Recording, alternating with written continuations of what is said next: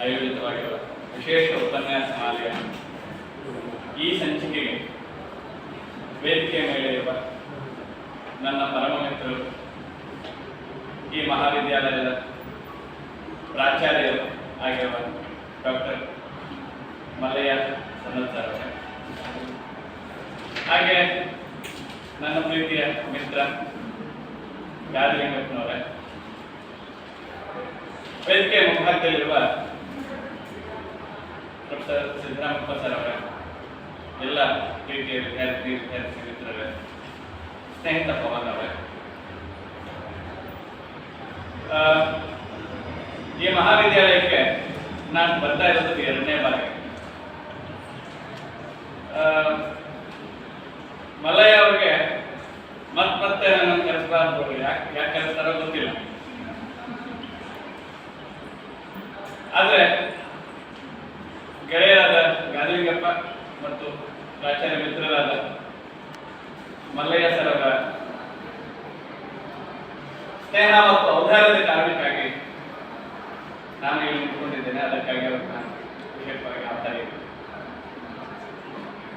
ಎರಡನೇದು, ನನ್ನನ್ನು ಪರಿಚಯಿಸುವಾಗ ಗಾದಿಲಿಂಗಪ್ಪನವರು ತುಂಬಾ ಔದಾರ್ಯದ ಮಾತುಗಳನ್ನ ಆಡ್ತಾರೆ. ಆದ್ರೆ ಆ ಔದಾರ್ಯಕ್ಕೆ ನಾನು ತಕ್ಕವನು ತಿಳಿಯುತ್ತೆ. ಯಾಕೆ ಅಂತ ಹೇಳಿದ್ರೆ ಸ್ವಲ್ಪ ಜಾಸ್ತಿ ಹೇಳಿದ್ದಾರೆ ಅಂತ ಅನ್ಕೊಂಡೆ. Reality is different from what he has shed, because ಅವರು ವಿದ್ಯಾರ್ಥಿಯಾಗಿದ್ದಾಗ ನಮ್ಮೊಡನೆ ಇರುವ ಒಡನಾಟದ ಬಗ್ಗೆ ಏನೇನು ಹೇಳ್ತಾರೋ ಅದೆಲ್ಲ ನಿಜ.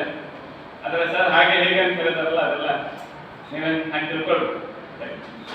ಇವತ್ತು ನಾನು ವಿದ್ಯಾರ್ಥಿ ಮಿತ್ರರ ಜೊತೆಗೆ ಏನು ಮಾತಾಡಬೇಕು ಅಂತ ವಿಚಾರ ಮಾಡಿದಾಗ ಜೀವನ ಮತ್ತು ವೈಚಾರಿಕತೆ ಏನೋ ವಿಷಯದ ಮೇಲೆ ನಿಮ್ಮ ಜೊತೆಗೆ ಮಾತಾಡಿದ್ರೆ ಒಳ್ಳೆಯದು ಅಂತ ಒಂದು ವಿಷಯನ ಆಯ್ಕೆ ಮಾಡ್ಕೊಂಡು ಈ ವಿಷಯ ಆಯ್ಕೆ ಮಾಡ್ಕೊಂಡಿದ್ದಕ್ಕೆ ಕಾರಣ ಕೂಡ ಇದೆ. ಏನು ಅಂತ ಹೇಳಿದ್ರೆ,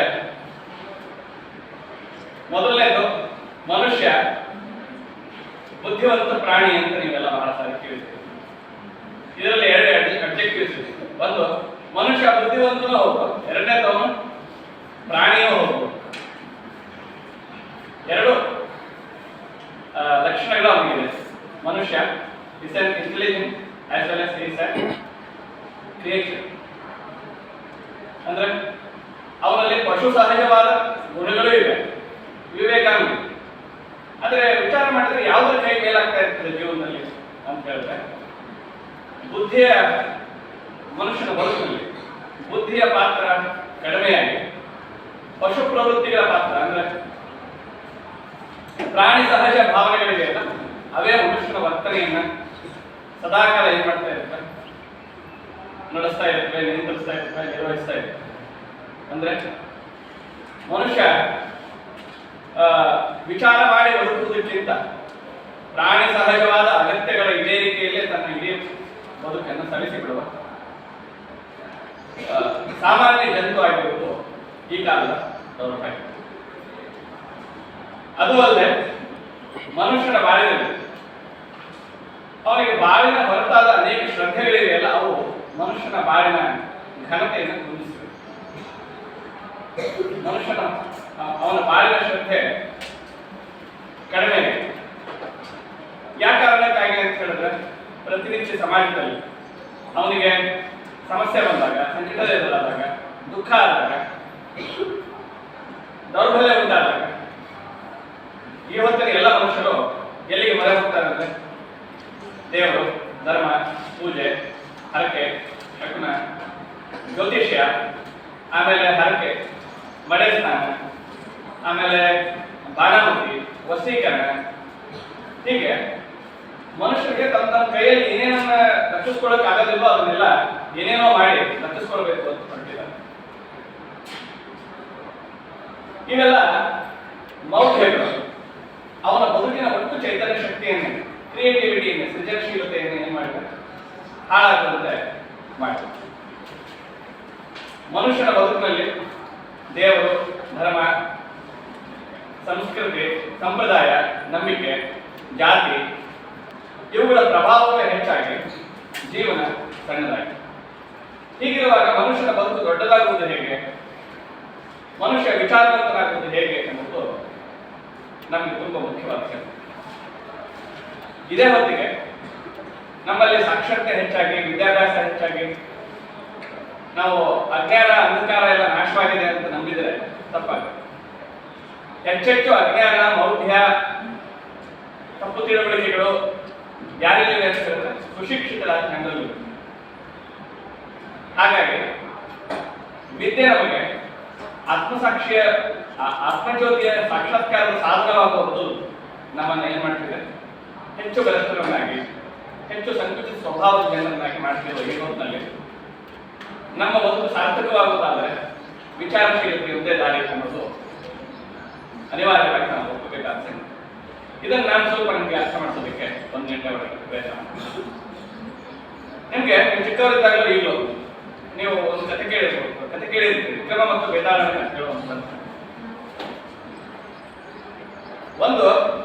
ಅಂಥದ್ದೊಂದು ಕತೆ ಮೂಲಕ ನಮ್ಮ ಚರ್ಚೆಯನ್ನು ಶುರು ಮಾಡೋಣ. ಬರ್ತೀನಿ.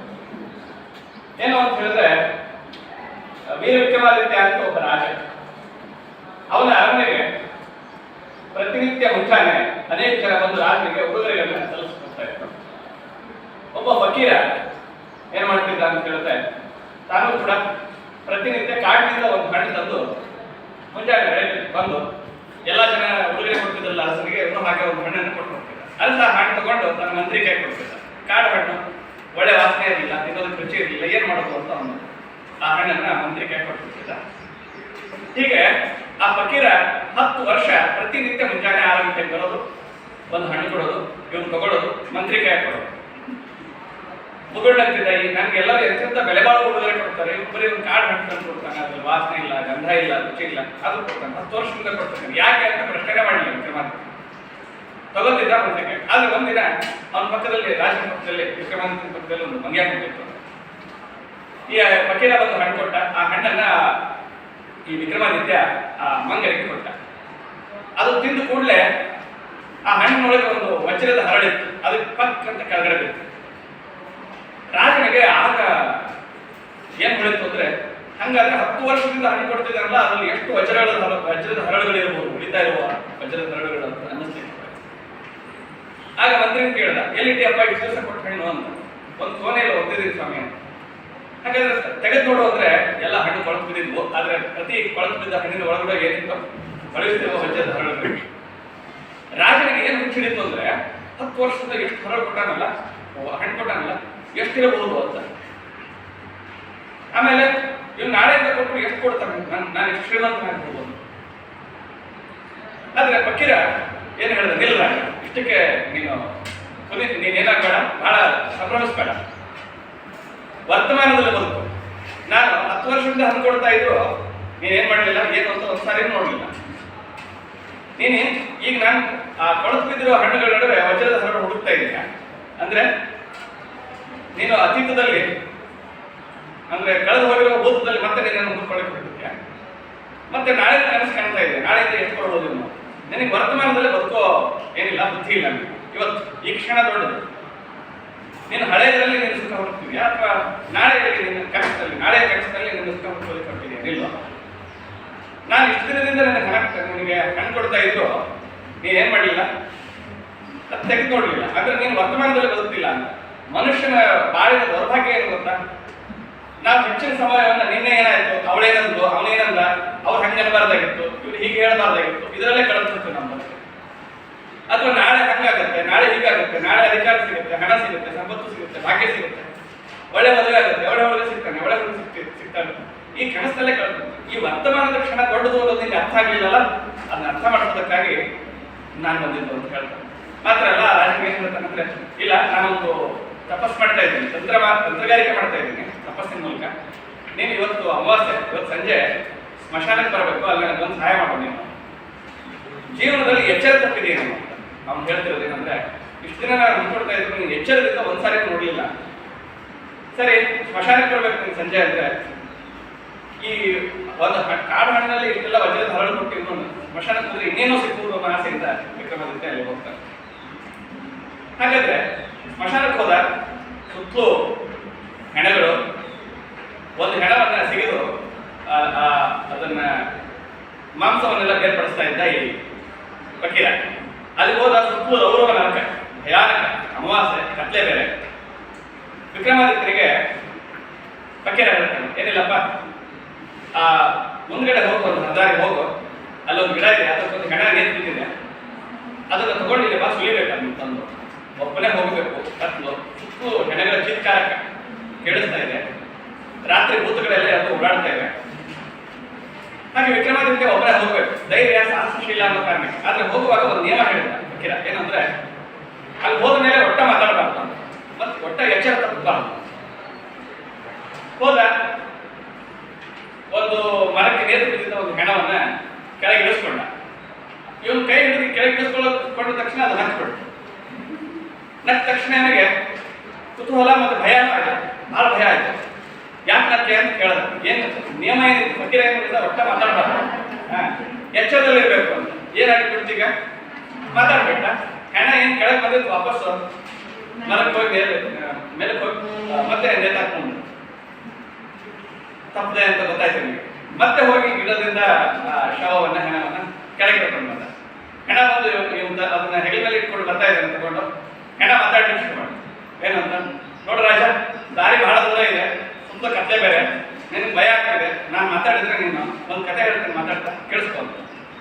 ಇವನು ಹೂ ಅನ್ನಕ್ಕೂ ಆಗೋದಿಲ್ಲ, ಇಲ್ಲ ಅಂತೂ ಇಲ್ಲ, ಸುಮ್ಮನೆ ಇದೆ. ಯಾಕಂದ್ರೆ ಒಂದ್ಸರಿ ಹೂ ಅಂದು ಈಗಾಗಲೇ ಆಗಿದೆ. ಸೊ ಅವನ ಹೂ ಅನ್ನಲಿಲ್ಲ, ಹೂ ಅನ್ನಲಿಲ್ಲ. ಅದು ಹೇಳಿ ಶುರು ಮಾಡಿತು. ಒಬ್ಬ ಋಷಿ ಇದ್ದ, ಅವನಿಗೊಬ್ಬಳು ಸುಂದರಿಯಾದ ಮಗಳಿದ್ದು. ಸುಂದರಿಯಾದ ಮಗಳಿದ್ದು ಅಂದ ತಕ್ಷಣ ಏನು ಶುರು ಆಯ್ತು, ನಾನು ಕೇಳಬೇಕು ಅಂತ. ಪ್ರೇಮ ಕಥೆ ಯಾರು ಹೇಳಲಿಕ್ಕೆ ಶುರು. ಆ ಗುರುವಿಗೆ 3 ಜನ ಶಿಷ್ಯಂದ್ರಿದ್ರು. ಬಹಳ ಯೋಗ್ಯತೆಯಲ್ಲಿ, ಸಾಮರ್ಥ್ಯದಲ್ಲಿ ಪ್ರತಿಭಾಶಾಲಿಯಾದ 3 ಜನ ಶಿಷ್ಯಂದ್ರು. ಆ 3 ಜನ ಶಿಷ್ಯಂದ್ರು ಆ ಹುಡುಗಿ ಪ್ರೀತಿಸ್ತಾ ಇದ್ರು. ಹಿಂಗ ಅಂದ ತಕ್ಷಣ ಹೂ ಅನ್ಬೇಕು ಅನ್ಸಕ್ಕೆ ಶುರು ಆಯ್ತು, ಅದು ಅನ್ಬಾರ್ದು ಅಂತ ಕೇಳಿಸ್ಕೊಳ್ಳೋಕೆ ಮಾಡಿ 3 ಜನ ಪ್ರೀತಿಸ್ತಿದ್ರು.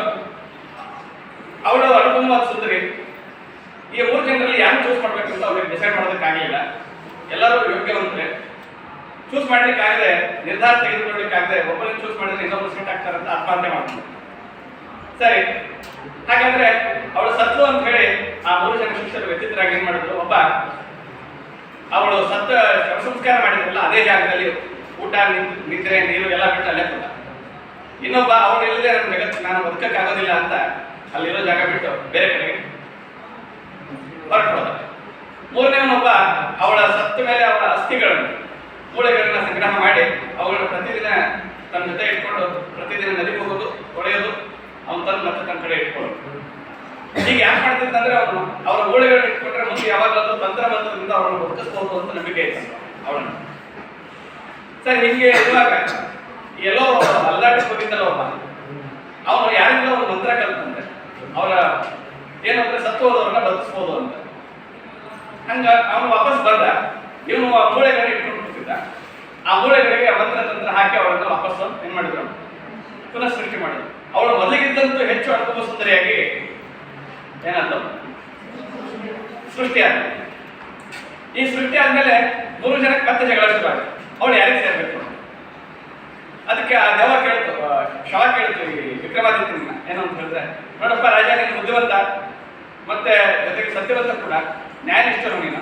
ಈ 3 ಜನರಲ್ಲಿ ಈ ಅನುಪಮ ಸುಂದರಿಯಾದ ಹುಡುಗಿ ಕಣ್ಣೆ ಯಾರಿಗೆ ಸೇರಬೇಕು ಅಂತ ನೀನು ಹೇಳುವ.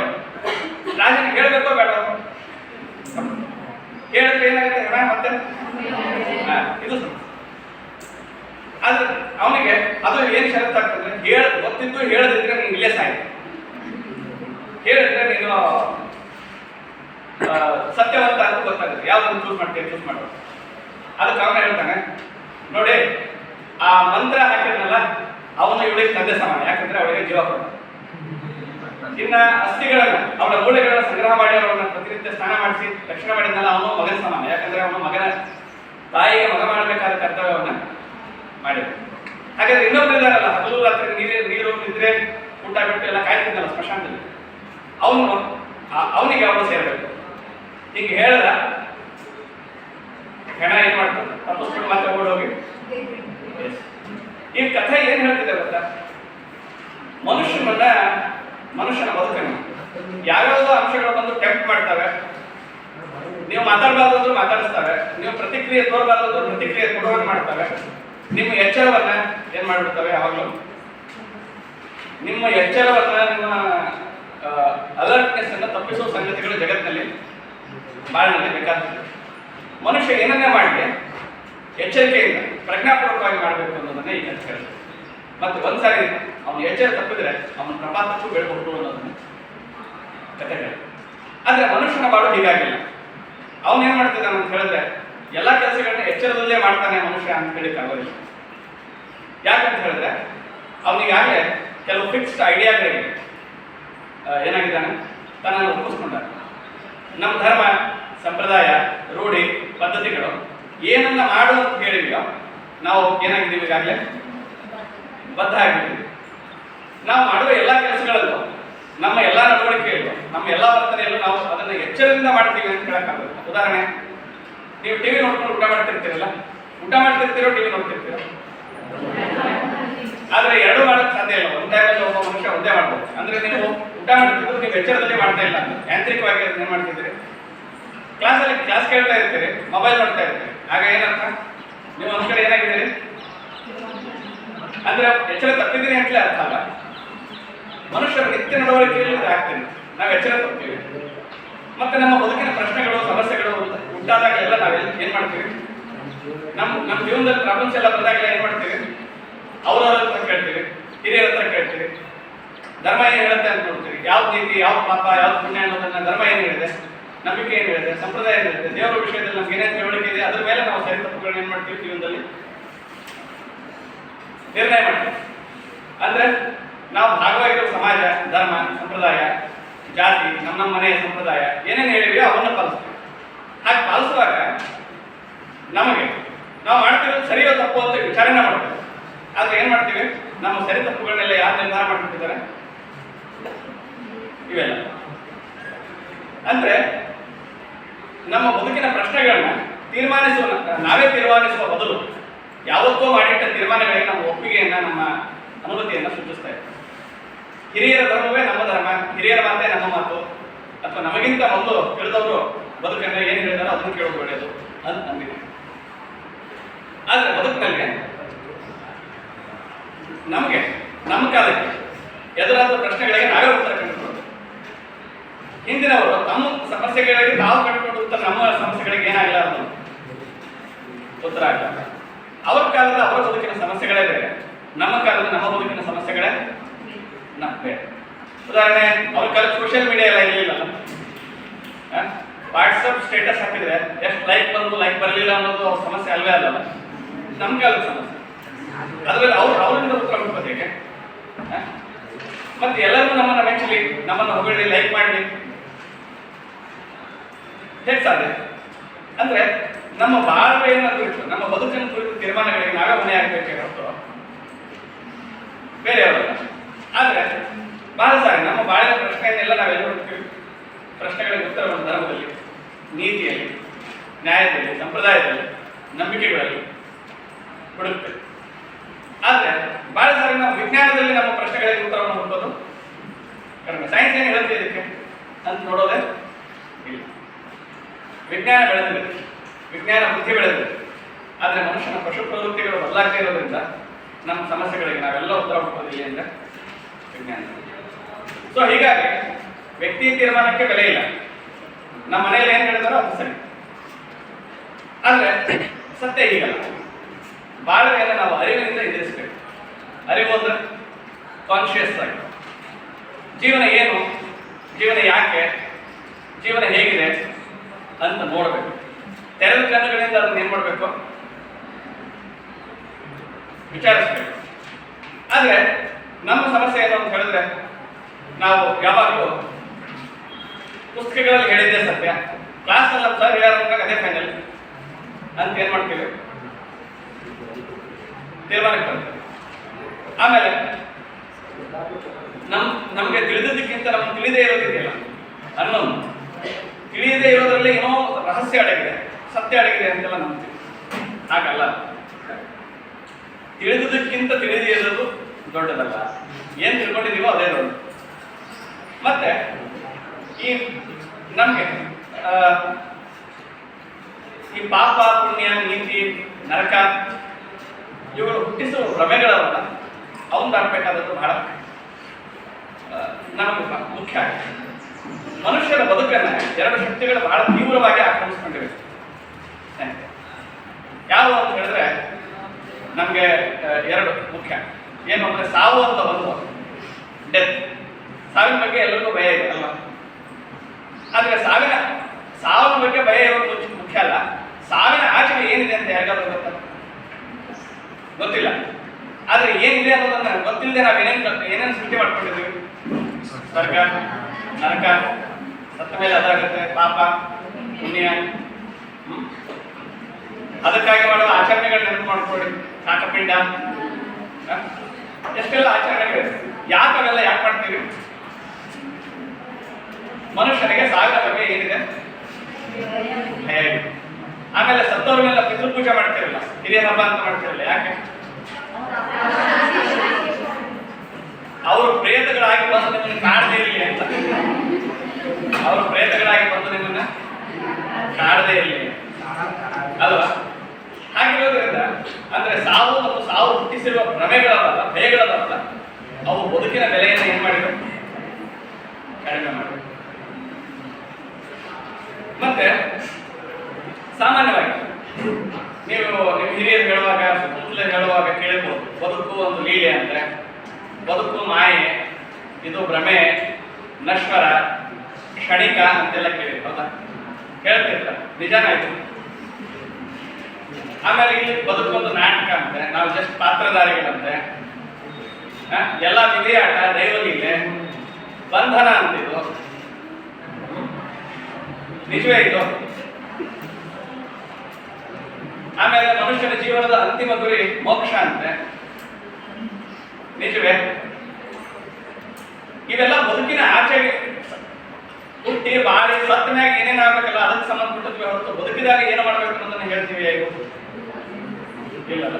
ಅದಕ್ಕೆ ಮೋಕ್ಷ ಅಂದ್ರೆ ಏನು ಗೊತ್ತಾ? ನನ್ನ ಪ್ರಕಾರ ಹುಟ್ಟು ಸಾವುಗಳ ಅಂಜಿಕೆಯಿಂದ ಹುಟ್ಟಿರುವ ಒಂದು,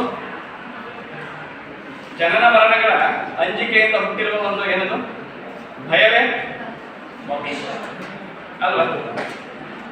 ಸರಿ, ಇವಿಗೆ ಬದುಕು ಈ ಜಗತ್ತು ಮಾಯೆ ಎನ್ನುವುದಾದ್ರೆ ನೀವು ಯಾಕೆ ಇಲ್ಲಿ ಬರಬೇಕು, ಓದಬೇಕು, ಜೀವನದಲ್ಲಿ ಇಷ್ಟು ಕಷ್ಟಪಡಬೇಕು, ಇಷ್ಟನ್ನ ವ್ಯಥೆ ಅನುಭವಿಸ್ಬೇಕು, ಕಷ್ಟ ಅನುಭವಿಸ್ಬೇಕು ಹೇಳಿ.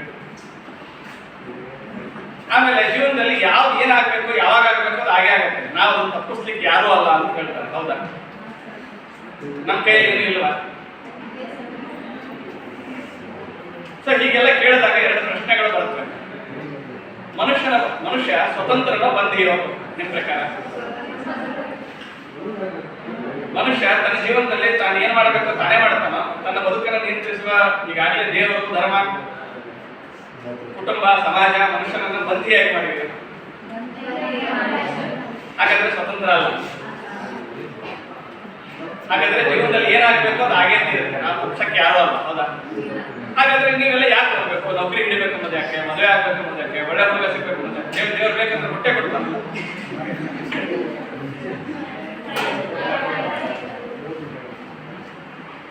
ಅಲ್ರಿ, ಮನುಷ್ಯನಿಗೆ ಸ್ವಾತಂತ್ರ್ಯ ಇದೆಯೋ ಬಂಧನ ಇದೆಯೋ? ಕೆಲವು ಪ್ರಶ್ನೆಗಳಿಗೆ ನಿಮ್ಮ ಹೆಸರು ನೀವು ಇಟ್ಕೊಂಡಿದ್ದೋ ಯಾರು ಇಟ್ಟಿದ್ದೋ? ಬೇರೆಯವ್ರು ಇಟ್ಟಿದ್ದು. ನೀವು ಸ್ಕೂಲ್ಗಳಲ್ಲಿ ಶಾಲೆಗೆ ಸೇರಿದ್ರಲ್ಲ, ಆವಾಗ ಏನ್ ಓದ್ಬೇಕು ಏನು ಓದ್ಬಾರ್ದು ಅನ್ನೋದು ನೀವು ತೀರ್ಮಾನ ಮಾಡಿದ್ರೆ ಯಾರು ತೀರ್ಮಾನ ಮಾಡಿ ಹೋಗ್ತಿದ್ದು? ನೀವು ತೀರ್ಮಾನ ಮಾಡಿಲ್ಲ, ತಂದೆ ತಾಯಿ ತೀರ್ಮಾನ ಮಾಡಿದ್ರು. ನೀವು ಹೇಗೆ ನಡ್ಕೊಳ್ಬೇಕು ಹೇಗೆ ನಡ್ಕೊಳ್ಬಾರ್ದು ನೀವು ತೀರ್ಮಾನ ಮಾಡಿದ್ದು ಬೇರೆಯವ್ರು ತೀರ್ಮಾನ ಅಲ್ವಾ? ಓಕೆ, ಹಾಗಾದ್ರೆ ನೀವೆಲ್ಲ ಏನು? ಮನುಷ್ಯನಿಗೆ ಸ್ವಾತಂತ್ರ್ಯ ಇಲ್ಲವೇ? ಎಲ್ಲಿ ಹೋಗ್ಲಿ, ನೀವು ಹುಡುಗನನ್ನು ಹುಡುಗಿಯನ್ನು ಮದುವೆ ಆಗ್ತಿರಲ್ಲ, ಅದು ನಿಮ್ ಚಾಯ್ಸು ಬೇರೆಯವ್ರ ಚಾಯ್ಸು?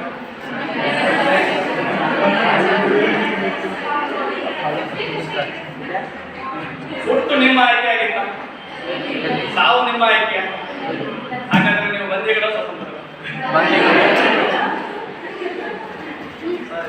ಸೊ ಇಡೀ ಮನುಷ್ಯ ಕುಲ ಇದೆ ಈ ಎರಡು ಪ್ರಶ್ನೆಗಳಲ್ಲೇ ಸಿಕ್ಕು. ಈ ಪ್ರಶ್ನೆಗಳಿಗೆ ಉತ್ತರ ಹೇಳೋರೆಲ್ಲ ಏನು ಮಾಡ್ತಾರೆ ಗೊತ್ತಾ? ನಾನು 2-3 ಫಿಲಾಸಫಿಕಲ್ ಟ್ರೆಡಿಷನ್ಗಳ ಬಗ್ಗೆ ಮಾತಾಡ್ತೀನಿ ಈ ವಿಷಯದಲ್ಲಿ.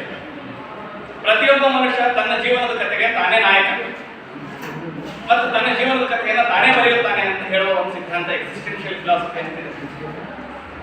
ತನ್ನ ಅಸ್ತಿತ್ವಕ್ಕೆ, ತನ್ನ ಹಣೆ ಬರಹಕ್ಕೆ, ತನ್ನ ಸೋಲುಗಳಿಗೆ, ಗೆಲುವುಗಳಿಗೆ ತಾನೇ ಹೊಣೆ ಎನ್ನುವ ಒಂದು ವಾದ. ಇದನ್ನು ಹೇಳಿದವನು ಜೇನ್ ಪಾಲ್ ಸಾತ್ರೆ ಅಂತ ಎಕ್ಸಿಸ್ಟೆನ್ಷಿಯಲ್ ಫಿಲಾಸಫಿ. ಅವನು ಸರ್ವತಂತ್ರ ಸ್ವತಂತ್ರ ಬಂಧಿ ಅಲ್ಲ ಅಂತ. ತಾನೇನಾಗಬೇಕು ಎಂದುಕೊಂಡಿದ್ದಾನೋ ಅದಾಗುವುದು ಅವನ ಹೊಣೆ. ಇಲ್ರಿ ನಾ ಆಗ್ಬೇಕಂತಿದ್ರೆ ನನ್ನ ಹಣೆ ಬರಹ ಚೆನ್ನಾಗಿರ್ಲಿಲ್ಲ, ನಾನು ಫಸ್ಟ್ ರ್ಯಾಂಕ್ ಬರ್ತಿದ್ದೇನೆ, ನಮ್ಮ ಅಪ್ಪ ಅವ್ವ ಸಪೋರ್ಟ್ ಮಾಡಲಿಲ್ಲ, ನಮ್ಮ ಟೀಚರ್ 3 ಮಾರ್ಕ್ಸ್ ಇಂಟರ್ನಲ್ ಕಡಿಮೆ ಕೊಟ್ಟಿದ್ದೀರಿ ಅದಕ್ಕೆ ರ್ಯಾಂಕ್ ಮಾಡಲಿಲ್ಲ, ಇದೆಲ್ಲ ಏನಿಗೂ ಸಬೂಬುಗಳು. ನಾನು ಏನಾಗಬೇಕು ಅದಕ್ಕೆಲ್ಲ ನಾನೇ ಹೊಣೆ. ನನ್ನ ಬಾಳಿನ ಯಶಸ್ಸು ಸೋಲು ಗೆಲುವುಗಳಿಗೆ ನಾನೇ ಹೊಣೆ ಅಂತ ಹೇಳುವ ಒಂದು ವಾದ ಇದೆ. ಇದು ಏನ್ ಹೇಳ್ತಿದೆ? ಬಂದಿ ಅಂತ ಹೇಳ್ತಿದ್ಯಾ, ಸ್ವತಂತ್ರ ಅಂತ ಹೇಳ್ತಿದ್ಯಾ? ಇನ್ನೊಂದು ವಾದ ನೋಡಪ್ಪ, ಮೋಕ್ಷ, ಸತ್ತ ನಂತರ ಮೋಕ್ಷ, ಸಮಾಧಿ, ಸಾಗನಾಶ, ಅದು ಇದು ಎಂಥದ್ದು ಇಲ್ಲ. ಅದಕ್ಕೇನ್ ಮಾಡು ಅಂತ ಹೇಳಿದ್ರೆ, ಸಾಲ ಮಾಡಿ ಆದ್ರೂ ಸುಖವಾಗಿರೋ, ಸುಖವಾಗಿರೋ, ಪೀತ್ವ ಪೀತ್ವ ಪುನಃ ಪೀತ್ವ ಯಾವತ್ತು ಜೀವೆ ಪೀತ್ವ ಪೀತ್ವ. ಕುಡಿ ಕುಡಿ, ಎಷ್ಟು ಕುಡಿ ಅಂದ್ರೆ ಎದ್ದು ಹೇಳಕ್ಕಾಗಲ್ಲ, ನೆಲಕ್ಕೆ ಬೀಳುವಷ್ಟು ಕುಡಿ, ಬೀಳು ಮತ್ತೆ ಎದ್ದೇಳು, ಮತ್ತೆ ಕುಡಿ, ಮತ್ತೆ ಮಜಾ ಮಾಡು, ಆರಾಮಿರುವಂತ. ಇದು ಚಾರ್ವಾಕ ಫಿಲಾಸಫಿ. ಎರಡು. ಇನ್ನೊಂದು, ಮನುಷ್ಯನ ಬದುಕು ಇರೋದೆಲ್ಲ ಯಾರಿಗಾಗಿ? ಪರಮಾತ್ಮನ ಸಂತೃಪ್ತಿಗಾಗಿ. ಕೊನೆಗೆ ಮನುಷ್ಯ ಎಲ್ಲಿ ಸೇರಬೇಕು ಅಂದ್ರೆ ಜಗತ್ತಿನ ಎಲ್ಲ ಜೀವಿಗಳು ಪರಮಾತ್ಮನಲ್ಲಿ ಆಯ್ಕೆ ಆಗಿದೆ. ಆದ್ರಿಂದ ನಿನ್ನ ಬದುಕನ್ನ ಯಾರಿಗೆ ಮೆಚ್ಚುಗಾಗಿ ಅಂತ ನಡೆಸೋ? ಪರಮಾತ್ಮನಿಗೆ, ದೇವರಿಗೆ ಅಂತ ಹೇಳುವ ಒಂದು ವಾದ. ಹಾಗಾದ್ರೆ ಈ ವಾದ ಏನ್ ಹೇಳ್ತಿದೆ? ಮನುಷ್ಯ ಜೀವನದ ಪರಮಗುರಿ ಆತ್ಮೋದ್ಧಾರ ಪರಮಾತ್ಮ ಅಂತ ಹೇಳ್ತದೆ. ಇದು ಬಂಧನವನ್ನ ಸೂಚಿಸ್ತದೆ. ಮನುಷ್ಯ ಬಾಳನ ಕುರಿತು ವಿಚಾರ ಮಾಡುವಾಗೆಲ್ಲ ಈ 3 ದಾರಿಗಳಿವೆ. ಕುಡಿ ಕುಡಿ, ಎಷ್ಟು ಕುಡಿ, ಹೇಳಕ್ಕಾಗಲ್ಲ ಕುಡಿ, ಮತ್ತೆ ಹೇಳು, ಮತ್ತೆ ಕುಡಿ, ಮತ್ತೆ ಬೀಳು. ಇದನ್ನು ನಂಬಿ ನಡೀಬೇಕು. ನನ್ನ ಏಳಿಗೆ ಸೋಲು ಗೆಲುವುಗಳಿಗೆ ನಾನೇ ಹೊಣೆ ಅಂತ ನಂಬಿ ನಡೀಬೇಕು. ಇಲ್ಲ, ಹುಟ್ಟಿಸಿದ ದೇವತಾ ಹೊಣೆಗಾರನಾಗಿರಲು ಗಟ್ಟಿಯಾಗಿ ಸಲಹುವುದು, ಇದಕ್ಕೆ ಸಂಶಯವಿಲ್ಲ. ದೇವರು ಕಾಪಾಡ್ತಾನೆ, ನನಗೆ ಏನನ್ನ ಪ್ರಯತ್ನ ಮಾಡಬೇಕಾಗಿಲ್ಲ ಅಂತ ನಮಗೆ. ಇದು ಬದುಕಿನ ಬಂಧ. ಹೀಗಿರುವಾಗ ಮನುಷ್ಯ ಈ ಎಲ್ಲ ಫಿಲಾಸಫಿಕಲ್ ಆಸಕ್ತಿಗಳನ್ನು ದಾಟಿ ಏನನ್ನ ಹುಡುಕಬೇಕು ಅನ್ನೋದಕ್ಕೆ ನಾನು ಒಂದು ಕಥೆಯನ್ನು ನಿಮ್ಗೆ ಹೇಳ್ಬೇಕು. ಒಬ್ಬ ಒಂಟೆಗಳನ್ನ ಕಾಯುವವನಿದ್ದ. ಪ್ರತಿನಿತ್ಯ ಒಂಟೆಗಳನ್ನ ಕಾಯ್ತಿದ್ದ. ಅವನು ಒಂದು ಮಧ್ಯಾಹ್ನ ಒಂಟೆಗಳನ್ನ ಕಾಯ್ತಾ ಬಂದು, ಅವ್ರು ಸ್ವಲ್ಪ ಬಿಸಿಲಾದಾಗ ನೆರಳು ಆಗಲಿ, ವಿಶ್ರಾಂತಿ ಪಡೀಲಿ ಅಂತ ಒಬ್ಬ ಋಷಿ ಆಶ್ರಮದಲ್ಲಿ ಒಂದಿಷ್ಟು ಏನ್ ಮಾಡ್ತಿದ್ದ, ಅವುಗಳನ್ನ ಕಟ್ಟಿ ತಾನು ವಿಶ್ರಾಂತಿ ಪಡ್ಕೊಳ್ತಿದ್ದ. ಪ್ರತಿದಿನ ಏನ್ ಮಾಡ್ತಿದ್ದ? ಹಗ್ಗ ತರ್ತಿದ್ದ, ಊಟ ತಂದಿರ್ತಿದ್ದ. ಆ ಋಷಿ ಆಶ್ರಮದ ಪಕ್ಕದಲ್ಲೇ ಊಟ ಬಡಿದು ಹಗ್ಗ ಕಟ್ಟಿ ಆ ಒಂಟೆಗಳನ್ನ ಕಟ್ತಿದ್ದ. ಅವು ಮಲಗ್ತಿದ್ವು. ತಾನು ವಿಶ್ರಾಂತಿ ಪಡಿತಿದ್ದ. ಮತ್ತೆ ವಿಶ್ರಾಂತಿ ಆದ್ಮೇಲೆ ಮಧ್ಯಾಹ್ನ ಊಟ ತೆಗೆದು, ಹಗ್ಗ ಬಿಚ್ಚಿ ಊಟ ತೆಗೆದು ಏನ್ ಮಾಡ್ತಿದ್ದ? ಒಂಟೆಗಳನ್ನ ತಗೊಂಡು ಹೋಗ್ತಿದ್ದ. ಆದ್ರೆ ಒಂದಿನ ಹಗ್ಗ ಊಟ ಬಂದಿದ್ದ. ಆ ಋಷಿ ಆಶ್ರಮದ ಬಳಿಗೆ ಒಂಟೆಗಳನ್ನ ತಗೊಂಡು ಬಂದ ಮಧ್ಯಾಹ್ನ ನೆರಳಿಗೆ. ಆದ್ರೆ ಹಗ್ಗ ಎಲ್ಲ ಕೊಟ್ಟಿಲ್ಲ. ಪ್ಲೀಸ್ ಮಾತಾಡ್ಬಾರ್ದು ನಾವು. ಅದಕ್ಕೆ ಅವನೇನ್ ಮಾಡ್ದ? ಏನ್ ಮಾಡೋದು ಈಗ? ಇವ್ ಕಟ್ಟಬೇಕಲ್ಲ, ಊಟ ಮಾಡೋದು ಹಗ್ಗ ಕಟ್ಟಬೇಕು. ಆದ್ರೆ ಏನಿಲ್ಲ, ಮಾತ್ರ ಊಟನೂ ಇಲ್ಲ, ಹಗ್ಗನೂ ಇಲ್ಲ. ಅಲ್ಲಿನ ಋಷಿಗಳನ್ನ ಕೇಳಿದ, ಏನ್ ಮಾಡ್ಬೇಕು ನಾನೀಗ? ಬಂದ್ಬಿಟ್ಟಿದ್ದೀನಿ, ಏನೂ ಮಾಡಬೇಡ, ದಿನ ಹೆಂಗ್ ಮಾಡ್ತಿದ್ದಿಲ್ಲ ಹಂಗ್ ಮಾಡೋಣ ಅಂದ್ರೆ ಏನ್ ಮಾಡೋದು?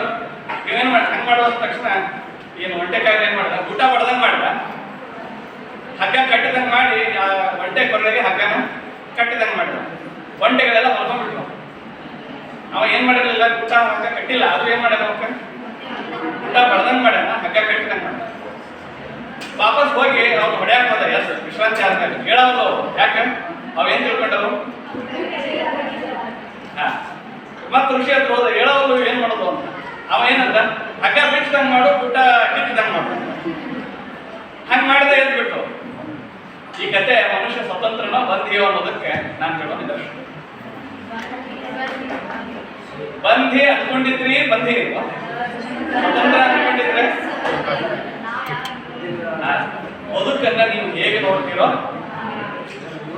ಜೀವನದಲ್ಲೆಲ್ಲ ಇರೋದು ದುಃಖ, ಜೀವನದಲ್ಲಿ ಇರೋದೆಲ್ಲ ಸಾವು, ಜೀವನದಲ್ಲಿ ಇರೋದೆಲ್ಲ ವ್ಯಥೆ, ಜೀವನದಲ್ಲಿ ಇರೋದೆಲ್ಲ ಹತಾಶೆ ಅಂದ್ಕೊಂಡಿದ್ರೆ ಅದೇ ಜೀವನದಲ್ಲಿ ದುಃಖ ಇದೆ, ಸೊಗಸಿದೆ, ಆಹ್ಲಾದ ಇದೆ, ಆನಂದ ಇದೆ ಅಂದ್ಕೊಂಡಿದ್ರೆ ಹಾಗಾದ್ರೆ ಜೀವನ ಏನು ಅನ್ನೋದು ಆಯಾ ಜೀವಿಯೇ ಅನುಭವಿಸಿ ಸವಿಯಬೇಕಾದ ಸತ್ಯ. ಆದ್ರೆ ಮನುಷ್ಯ ದೇವರು ಧರ್ಮಗಳ ಭಯ ಇದೆಯಲ್ಲ ಅವನಿಗೆ ಬಹಳ ದೊಡ್ಡ. ಆಂಥ್ರೋಪಾಲಜಿಕಲ್ ಸ್ಟಡೀಸ್ ಏನ್ ಹೇಳ್ತಾವ ಅಂದ್ರೆ ಮನುಷ್ಯ ವಿಷಯದಲ್ಲಿ ಮನುಷ್ಯ ಗುಡಿ ಕಟ್ಟುವುದನ್ನ ಕಲಿಯೋ ಮೊದಲು ಗೋರಿ ಕಟ್ಟುವುದನ್ನ ಕಲ್ತಿದ್ದ.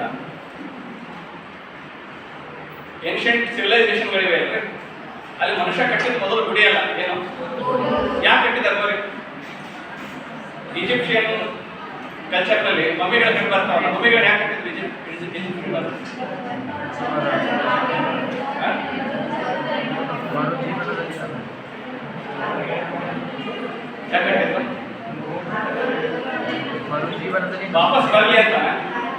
ವಾಪಸ್ ಬರ್ಲಿ ಅಂತ ಏನ್ ಮಾಡಿದ್ರು? ಅವ್ರಿಗೆ ಬೇಕಾದ ಆಹಾರ ಧಾನ್ಯ ಪ್ರಿಯವಾದ ವಸ್ತುಗಳನ್ನೆಲ್ಲ ಇಟ್ಟು ಕಟ್ಟುವಾಗ ಏನ್ ಮಾಡಿದ್ರು ಗೊತ್ತಾ? ವಾಪಸ್ ಬರ್ಲಿ ಅಂತ ನಂಬಿಕೆ ಇಟ್ಟು ಬಂದಾಗ ಅಕಸ್ಮಾತ್ ನಾನು ಬಿಟ್ಟು ಹೋಗ್ಯಾರ ಅಂತ ಸಿಟ್ಟು ಮಾಡ್ಕೊಂಡು ಏನಾದ್ರು ಮಾಡಿಬಿಡಿ ಅನ್ನೋ ಇನ್ನೂ ಭಯಾನೂ ಇತ್ತು ಅವ್ರಿಗೆ. ಅದಕ್ಕೆ ಏನ್ ಮಾಡಿದ್ರು? ದೊಡ್ಡ ದೊಡ್ಡ ಕಲ್ಲು ಹಾಕಿ ಮಣ್ಣು ಹಾಕಿ ಎದ್ದು ಬರಲಾರ್ದಂಗೆ ಏನ್ ಮಾಡಿದ್ರು?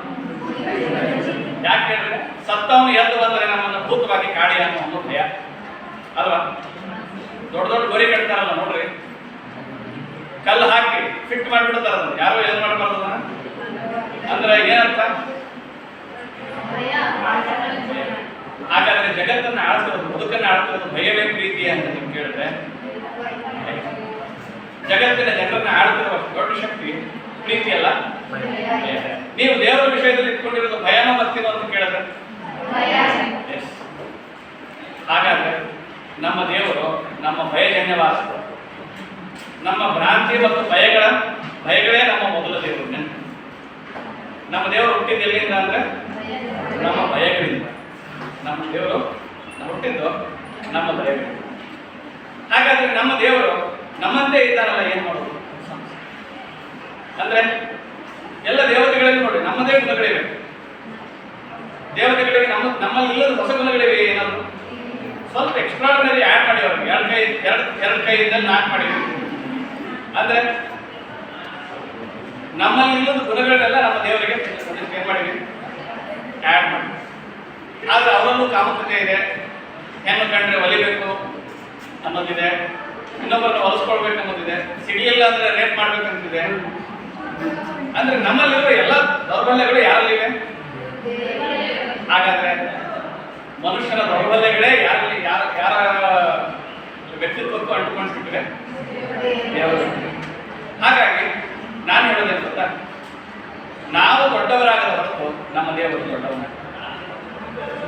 ಕರೆಕ್ಟ್. ನಮ್ಮ ಬಾಳ್ವೆ ಹಿರಿದಾದಷ್ಟು ನಮ್ಮ ದೇವರ ಬಾಳ್ವೆ. ನಾವು ದೊಡ್ಡವರಾಗದ ಹೊರತು ನಮ್ಮ ದೇವರು ಆದ್ರೆ ದೊಡ್ಡವರಾಗ.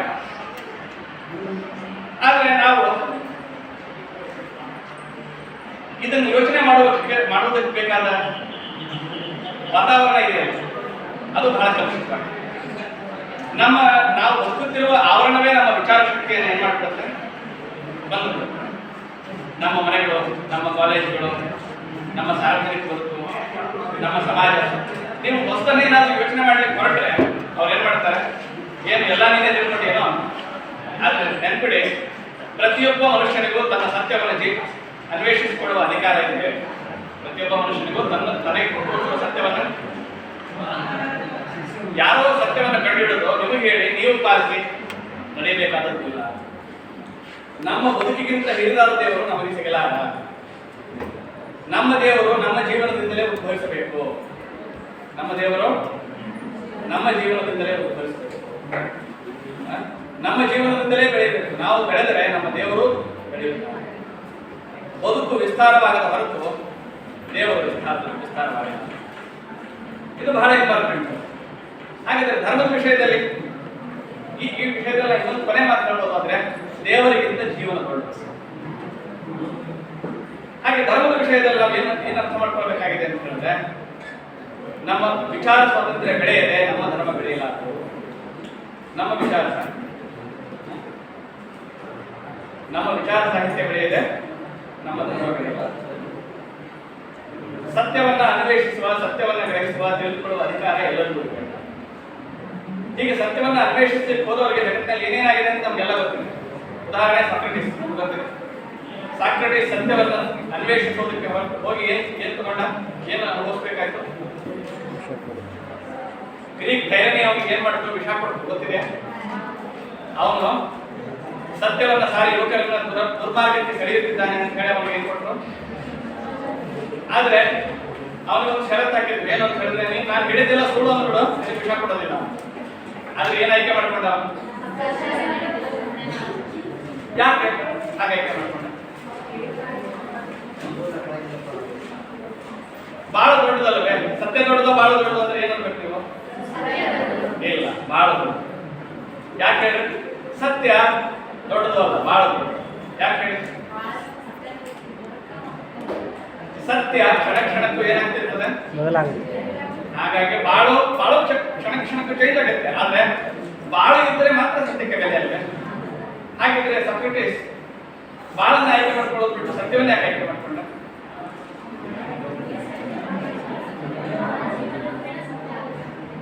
ಅವನಿಗೆ ಬಾಳು ಬೇರೆ ಅಲ್ಲ, ಸತ್ಯ ಬೇರೆ ಅಲ್ಲ, ಅದಕ್ಕಾಗಿ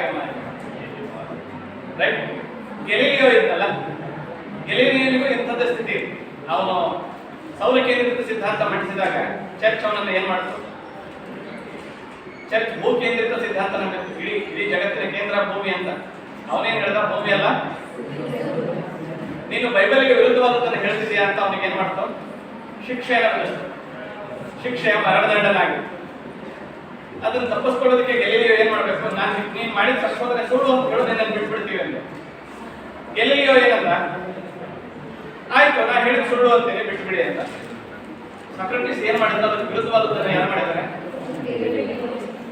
ಆದ್ರೆ ಗೆಲಿಲಿಯೋ ಮಾಡಿದ್ರಲ್ಲೂ ಸತ್ಯ ಇದೆ, ಗೆಲಿಲಿಯೋ ಮಾಡಿದ್ರಲ್ಲೂ ಪ್ರಾಮಾಣಿಕತೆ ಇದೆಯೋ ಇಲ್ವೋ?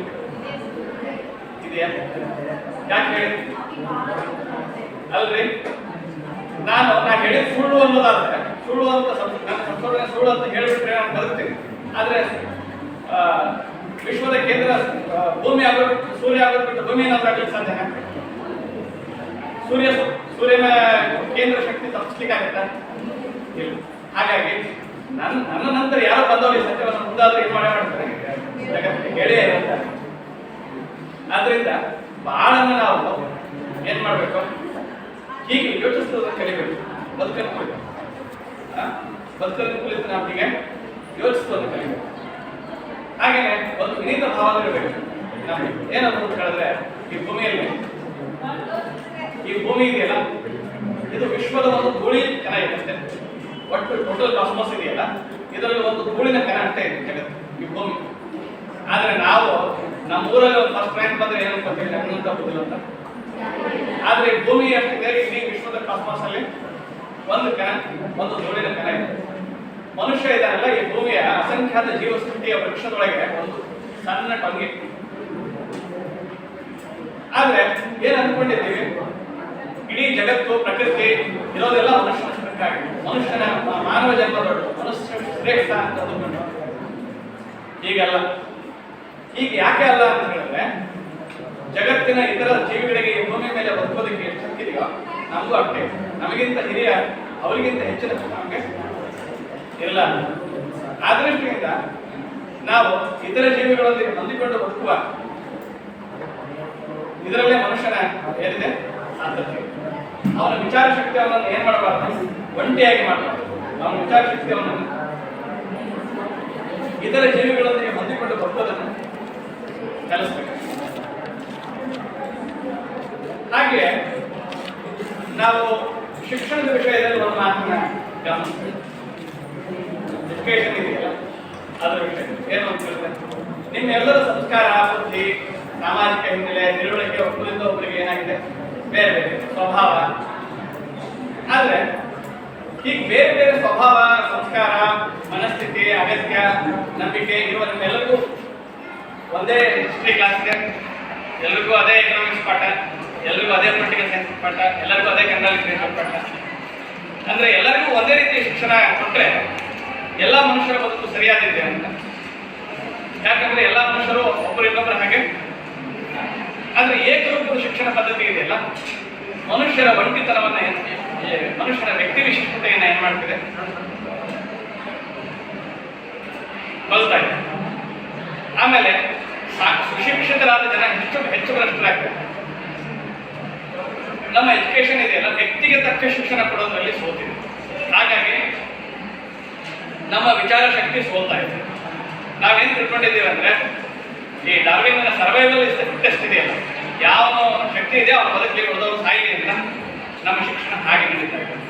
ನಮ್ಮನ್ನ ಅದು ವಿಚಾರವಂತರಾಗಿ ನಡೆಯೋದಕ್ಕೆ ಈ ನ್ಯಾಯ ನೀತಿಯ ಕಲ್ಪನೆಗಳಿದೆಯಲ್ಲ ನಮ್ಮ ಸಮಾಜ ಹುಟ್ಟು ಹಾಕಿದ್ದು. ಆಮೇಲೆ ಈ ಪರಂಪರೆಯಿಂದ ಬಂದ ಗುರುಗಳು, ಪರಂಪರೆಯಿಂದ ಬಂದ ಧರ್ಮ, ಇವುಗಳು ನಮ್ಮಲ್ಲಿ ಹುಟ್ಟು ಹಾಕಿದ ನ್ಯಾಯ ನೀತಿಯ ಕಲ್ಪನೆಗಳಿವೆಯಲ್ಲ, ಅವು ನಮ್ಮನ್ನ ನಮ್ಮ ವಿವೇಕವನ್ನು ಕೊಲ್ಲುವ ಕೆಲಸವನ್ನು ಮಾಡ್ತೀವಿ. ಉದಾಹರಣೆಗೆ ಯಾವ್ದು ನ್ಯಾಯ ಮತ್ತು ಯಾವ್ದು ನೀತಿ ಅನ್ನೋದನ್ನ ಅದು ವ್ಯಕ್ತಿಯಿಂದ ವ್ಯಕ್ತಿಗೆ ಏನಾಗಿರುತ್ತೆ, ಬೇರೆ ಆಗಿದೆ. ನಿಮಗೆ ನ್ಯಾಯ ಅನಿಸಿದ್ದು ಇನ್ನೊಬ್ಬರಿಗೆ ಏನಾಗ್ಬೋದು, ನಿಮಗೆ ನೀತಿ ಅನಿಸಿದ್ದು ಇನ್ನೊಬ್ಬರಿಗೆ ಅನೀತಿ ಆಗುತ್ತೆ. ಹೇಗೆ ಹೇಳಿ? ಈಗ ಒಬ್ಬ ವ್ಯಕ್ತಿ ಉದಾಹರಣೆ ಕೊಡೋದಾದ್ರೆ, ಕಳ್ಳತನ ನ್ಯಾಯ ಅನ್ನೋದು ಅನ್ಯಾಯ, ಕಳ್ಳತನ ಅನ್ಯಾಯ.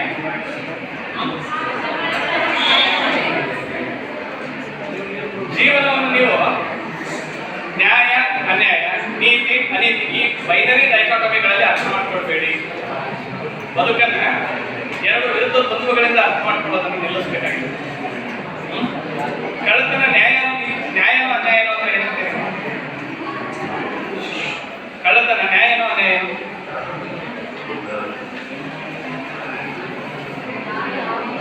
ಯಾರಿಗೆ ಯಾವ್ದು ಸಿಕ್ಕಿಲ್ವೋ ಅವ್ರು ಕರೀತಾರೆ, ಸಿಕ್ತಿದ್ರೆ ಅವನೇ ಕರೀತಿದ್ದ ಅಲ್ವಾ? ಕರೆಕ್ಟ್ ಇದೆ. ಅವನಿಗೆ ಒಂದು ಹೊತ್ತಿನ ಊಟ ಸಿಕ್ಕಿದ್ರೆ ಅವ್ನು ಕರೀತಿದ್ದ ಇಲ್ಲ. ಎರಡನೇದು, ಶ್ರೀಮಂತನಾಗುವುದು ನ್ಯಾಯವೋ ಅನ್ಯಾಯವೋ?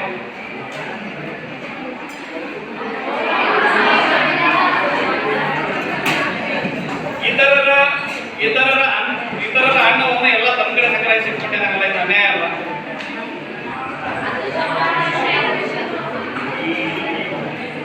ಇತರರ ಅನ್ನ, ಬಟ್ಟೆ, ಸುಖವನ್ನೆಲ್ಲ ಯಾರಿಗೂ ಸಿಗದಾಗಿ ಒಬ್ಬನೇ ಸಂಗ್ರಹಿಸಿಕೊಂಡಿದ್ದಾನಲ್ಲ, ಇದು ಏನು ಅನ್ಯಾಯನೇ?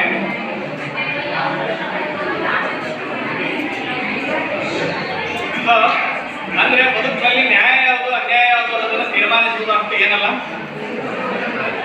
ಇದನ್ನ ಅರ್ಥ ಮಾಡ್ಕೊಳ್ಳಿ.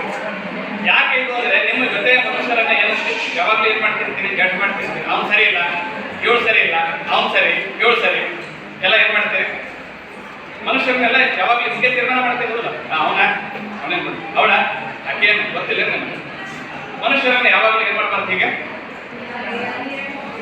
ತೀರ್ಮಾನಿಸಬಾರ್ದು ಅಂತ, ಜಡ್ಜ್ ಮಾಡಬಾರ್ದು ಅಂತ ಹೇಳ್ತದಲ್ಲ ನಾನು. ಅವನು ಯಾವಾಗಲೂ ಕೆಟ್ಟವನು, ಇವಳು ಯಾವಾಗಲೂ ಒಳ್ಳೆಯವಳು ಅನ್ನೋದು ಏನ್ ಮಾಡಬಾರ್ದು, ಸರಳೀಕೃತವಾದ ತೀರ್ಮಾನಕ್ಕೆ. ಯಾವಳೋ ಒಬ್ರು ಹುಡುಗಿ ಕೈ ಕೊಟ್ಟಲು ಅಂತ ಜಗತ್ತಿನಲ್ಲಿರೋ ಹುಡುಗಿರೆಲ್ಲ ಚೆನ್ನಾಗಿಲ್ಲ, ಮೋಸಗಾರರು ಅನ್ಬೋದ? ಯಾವ ಒಬ್ಬ ಹುಡುಗ ಕೈ ಕೊಟ್ಟ ಅಂತ ಜಗತ್ತಲ್ಲಿರೋ ಹುಡುಗರೆಲ್ಲ ಮೋಸಗಾರರು ಅನ್ಬೋದ? ಇಲ್ಲಲ್ಲ. ನಿಮ್ ಪಕ್ಕದ ಮನೆ ಗಾರ್ಡನ್ ಅಲ್ಲಿ ಒಂದು ಮಾವಿನ ಹಣ್ಣು ಬೆಳೆದಿದೆ ಅಂದ್ಕೊಳ್ಳಿ, ರುಚಿಯಾಗಿದೆ, ತಿನ್ಬೇಕನ್ನಿಸ್ತು ಅಂತ ಕಿತ್ರಿ ಅಂತ ಇಟ್ಕೊಳ್ಳಿ, ಅದು ಕಳ್ಳತನ ಹೌದೋ ಅಲ್ವೋ? ಈ ನೋಡುವವರ ದೃಷ್ಟಿ ಬೇರೆ. ಒಬ್ಬರಿಗೆ ಅದು ಕಳ್ಳತನ, ಇನ್ನೊಬ್ಬರಿಗೆ ರುಚಿ ಅನಿಸಿದೆ ತಗೊಂಡು ತಿಂತಾನೆ ಮಹಾ ಅಂತ. ಅದೇ ಒಬ್ಬ ಕಳ್ಳ ತಗೊಂಡು ಅದೇ ಹಣ್ಣನ್ನು ಕಿತ್ತಿದ್ರೆ ಏನಂತಿದ್ರಿ? ನಿಮ್ಮ ಪಕ್ಕದ ಮನೆಯಲ್ಲಿ ರುಚಿ ಅನಿಸ್ತಿತ್ತು, ನೀವು ಯಾರಿಗೂ ಗೊತ್ತಾಗಲ್ಲ ನೋಡ್ಕೊಂಡು ತಂದಿದ್ರೆ ಏನಾಗುತ್ತೆ? ಅದು ಕಳ್ಳತನ ಅಲ್ಲ. ಸೊ ನಾವು ಜಗತ್ತನ್ನ ವೈಟ್ ಅಂಡ್ ಬ್ಲ್ಯಾಕ್ ಅಲ್ಲಿ ನೋಡ್ತಾ ಇದ್ವಿ. ಇದು ವೈಟ್ ಬಣ್ಣಗಳು, ವೈಟ್ ಅಂಡ್ ಬ್ಲ್ಯಾಕ್ ಇಷ್ಟ ಇಲ್ಲ ಎಷ್ಟು ಹಾಗೆ ಮನುಷ್ಯರು. ಹೀಗೆ ನಮ್ಮ ಜೊತೆಯ ಮನುಷ್ಯರನ್ನು ಎಷ್ಟೆಷ್ಟು ಚೆನ್ನಾಗಿ ಅರ್ಥ ಮಾಡಿಕೊಳ್ಳುತ್ತೇವೆಯೋ ಅಷ್ಟು ನಮ್ಮ ಬದುಕು. ಆದರೆ ನಮಗೆ ನಮ್ಮ ಜೊತೆಯ ಮನುಷ್ಯರಿಗಿಂತ ಏನು ಸಮಸ್ಯೆ ಅಂತ ಹೇಳಿದ್ರೆ, ನಾವು ಜೀವನದಲ್ಲಿ ಔದಾರ್ಯ, ಸಾಹಸ, ಹೊಸದನ್ನೇನಾದರೂ ಮಾಡಲಿಕ್ಕೆ ಪಟ್ಟಾಗಲಿಲ್ಲ ನಮ್ಮ ಭಯ ಏನು ಅಂದ್ರೆ 4 ಜನ ಏನು? ಈ 4 ಜನ ಯಾರು ಅಲ್ಲ, ನಿಮಗೇನೂ ಸಂಬಂಧ ಇಲ್ಲ. ಆದರೂ ನೀವು ಜೀವನದಲ್ಲಿ ಹೊಸದನ್ನು ಮಾಡೋದಕ್ಕೆ, ಹೊಸದನ್ನು ವಿಚಾರ ಮಾಡೋದಕ್ಕೆ ಭಯ ಪಡುವಾಗ ಎಲ್ಲ ನಿಮಗೆ ಯಾರು ಸಿಗುತ್ತೆ? ಯಾರು ಅಂತ ನಿಮಗೆ ಗೊತ್ತಿಲ್ಲ. ಒಂದು ಕಥೆ ಹೇಳಿ ನಾನು ಮಾತು ತಿಳಿಸ್ಕೊಳ್ತೀನಿ. 4 ಜನರನ್ನ ಬಿಟ್ಟು ನೀವು ಹೇಗೆ ಬರ್ಬೋದು? ಒಬ್ಬ ತಂದೆ ಮತ್ತು ಅವನ ಮಗ ಇಬ್ಬರು ಒಂದು ಕತೆ ತಗೊಂಡು ಮಾರ್ಕೆಟಿಗೆ ಮಾರ್ಲಿಕ್ಕೆ ಹೋಗ್ತಿದ್ರು. ಕತೆ ಮುಂದೆ ತಂದೆ ಮಗ ನಿಂತಿದ್ದೆ. ನೋಡಿದ ಜನ ಏನಂದ್ರೆ ಗೊತ್ತಾ, ಇವರಿಬ್ರು ಯಾಕೆ ಕತೆ ನಡೆಸ್ಕೊಂಡು ಹೋಗ್ಬೇಕು, ಹತ್ತು ಹೋಗೋದಿದ್ರೆ ಆಗ್ತಿತ್ತಲ್ಲ. ಹೌದಲ್ಲ, ಇಬ್ರು ಏನ್ ಮಾಡಿದ್ರು, ಮುಂದೆ ಸ್ವಲ್ಪ ಹೆಜ್ಜೆ ಹೋದ್ರು, ಒಂದು 10 ಹೆಜ್ಜೆ ಹೋದ್ರು. ನಮ್ಮ ಏನಂತ ಅಲ್ಲ ಪಾಪ ಕತ್ತಿ ಇಬ್ಬರು ಹೊತ್ಕೋಬೇಕ, ಒಬ್ಬ ಹತ್ತಿ ಒಬ್ಬ ಹಿಂದೆ ಇಳಿಬೇಕು, ಹೋಗ್ಬೇಕಿಲ್ಲ ಅಂತ. ಮಗ ಏನ್ ಮಾಡಿದ್ರು, ತಂದೆ ಹತ್ತಿಸಿ ಹಿಂದೆ ಅದು ಹೊಡ್ಕೊಂಡು ಹೊರಟ. ಇನ್ನೊಂದು 10 ಹೆಜ್ಜೆ ಮುಂದಕ್ಕೆ ಹೋದ್ರು. ಮತ್ತೊಬ್ಬ ಏನಂದ, ಅಲ್ಲ ದೊಡ್ಡ ಅಪ್ಪ ಬುದ್ಧಿಲ್ಲ, ಮಗನ ಕೆಳಗಿಳಿಸಿ ಮಾತಾಡ್ಕೊಂಡ.